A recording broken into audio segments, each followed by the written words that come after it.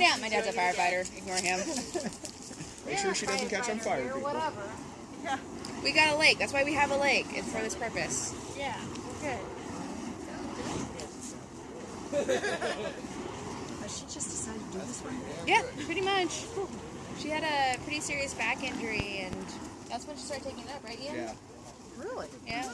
It was part of her rehab, and then So I took the berry. she There just... she goes. Woo! All right. Woo! Oh my. Oh my. Good. Yeah, she's got fireproof clothes on right now.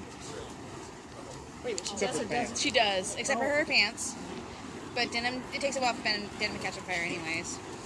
It's not like she's going to instantly go up in flames. No. This is so cool. Yeah, she's got this actor that she does with LED lights in her hula hoops, which are really fantastic, like for inside shows.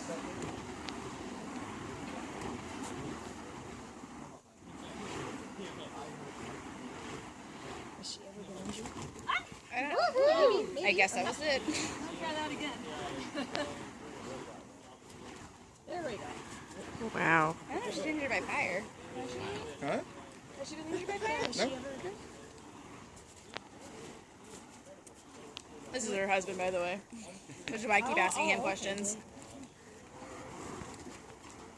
I never knew anybody did this. It's a pretty cool art form.